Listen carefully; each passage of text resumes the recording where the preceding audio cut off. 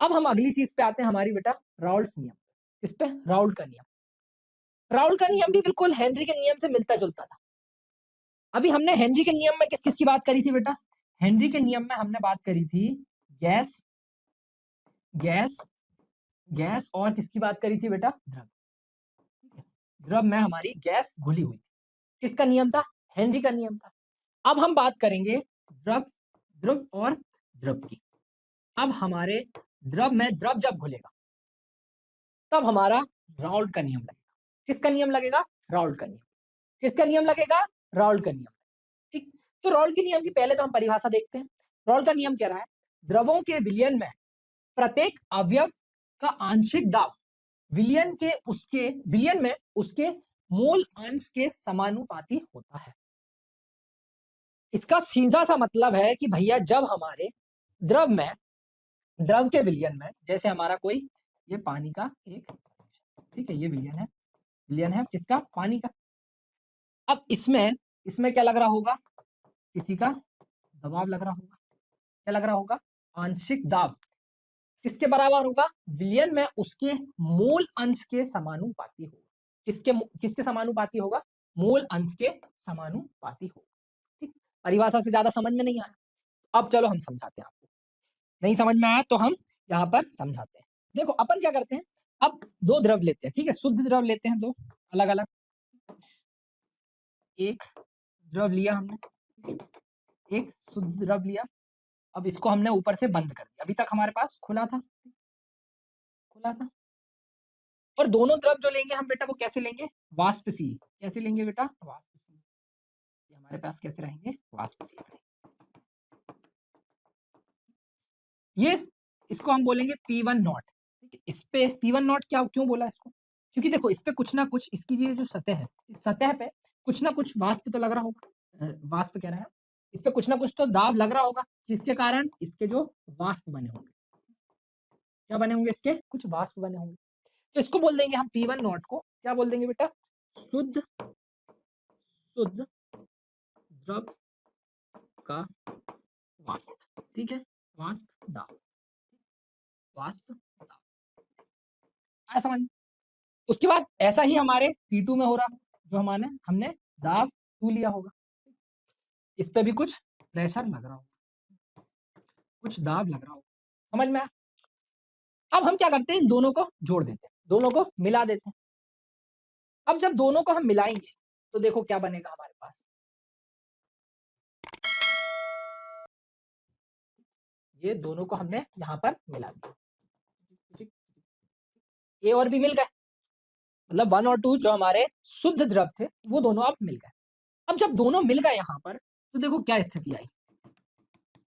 दोनों के बाद मिलने के बाद क्या हुआ, इस सतह पे जो हमारे पास क्या लगना था बेटा, इस सतह पे जो हमारे पास दाब लगना था, अब वो बढ़ गया, आधा आधा बढ़ गया, है ना? क्यों? क्योंकि भैया ए का अलग होगा, बी का अलग होगा, या 1 और 2 कर लेते हैं।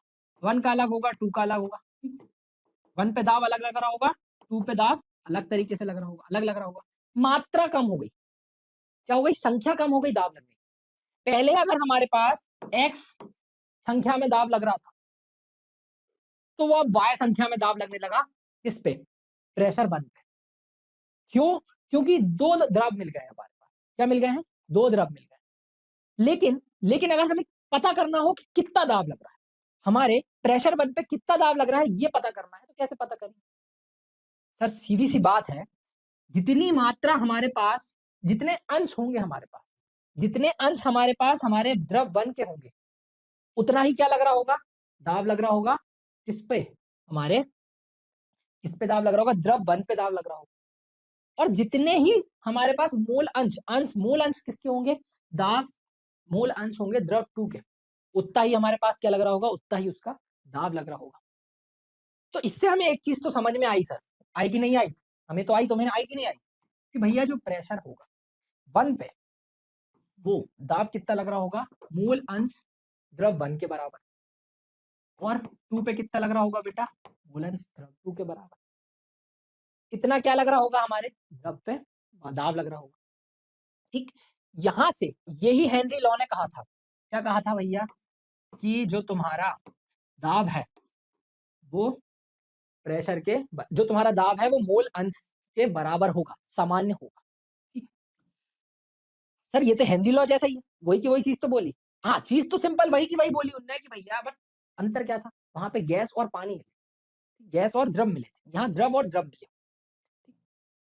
अब लेकिन यहाँ पर एक और चीज तुम बता सकते हो कि अगर हमको ये हटाना हो, क्या हटाना हो बेटा, इसका स्थिरांक लाना है, ये सामान्यता हटानी है, तो हमें क्या करना पड़ेगा, P1 जैसे P नॉट, इसके शुद्ध फॉर्म से हटाएंगे। किससे हटाएंगे, इसके शुद्ध फॉर्म से। तो जो हमारा दाब था किस पे, जो हमारा द्रव 1 था उस पे दाब कितना लग रहा है, P1 नॉट x1, और हमारे P2 पे कितना लग रहा है बेटा, P2 नॉट x2।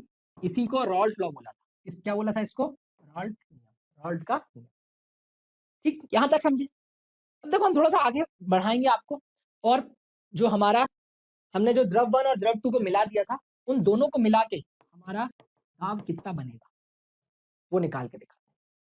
अब जब आपने बात करी सर कि दोनों द्रव को मिला दिया हमने, एक का P1 था, दूसरे का P2 था, शुद्ध मात्रा में P1 नॉट P2 नॉट था।